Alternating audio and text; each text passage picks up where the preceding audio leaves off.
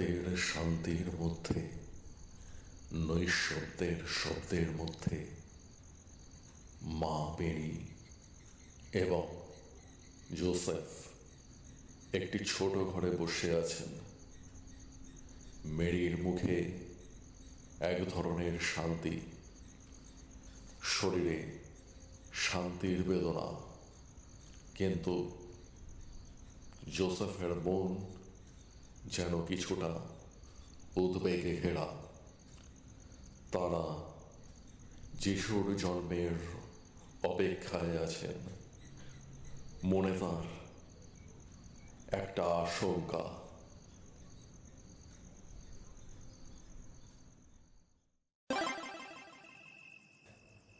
Joseph, তুমি কি অনুভব করো আমাদের জীবনে এক নতুন যাত্রা শুরু হচ্ছে? ঈশ্বরের পরিকল্পনা আমাদের জন্য সত্যি এক আশীর্বাদ। হ্যাঁ মেরি, আমি অনুভব করি। কিন্তু এই শিশুর জন্ম কেবল আমাদের জন্য নয়, পৃথিবীটার জন্য একটা বড় পরিবর্তন। আমি জানি না মানুষ তাকে কিভাবে নেবে। আমি জানি জোসেফ, অনেক দ্বিধা আর প্রশ্ন আসছে তোমার মনে, কিন্তু আমি বিশ্বাস করি ঈশ্বরের পরিকল্পনা সঠিক। পৃথিবী এখন অন্ধকারে ডুবে আছে, আর এই শিশুটির আগমন সেই অন্ধকার থেকে আলোর পথ দেখাবে।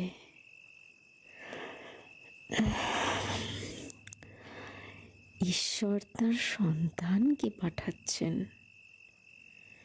মানুষকে তার প্রেম আর ক্ষমা জানাতে।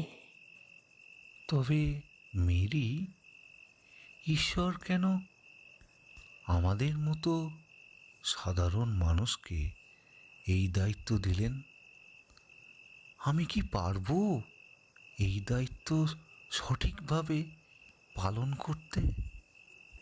জোসেফ, আমরা একা নই। ঈশ্বর আমাদের সঙ্গে আছেন। এই শিশুর মধ্যে পৃথিবীর মুক্তির শক্তি আছে। তার আগমন আমাদের জীবনকে বদলে দেবে। জোসেফ, আকাশের দিকে তাকিয়ে দেখো, ঈশ্বর যেন কিছু বলতে চাইছেন।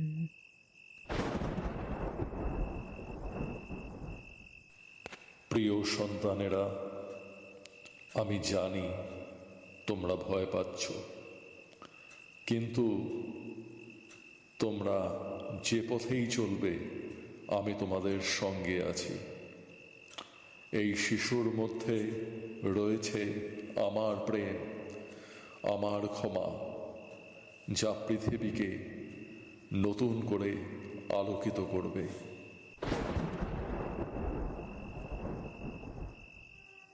হ্যাঁ, আমি বিশ্বাস করি মেরি, আমরা সেই পথেই চলব, ঈশ্বরের পরিকল্পনা অনুসরণ করব।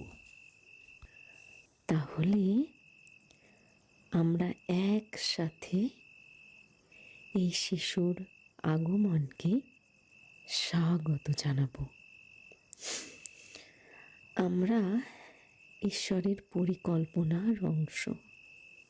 হ্যাঁ, আমরা সেই পথেই যাব। ঈশ্বরের বার্তা তাদের হৃদয়ে শক্তি যোগায়। তারা জানে যিশুর আগমন পৃথিবীকে নতুন আলোর দিকে নিয়ে যাবে। তাদের অন্তরে এক অটুট বিশ্বাস যে ঈশ্বরের পরিকল্পনায় সব কিছু সঠিক সময়ে ঘটবে।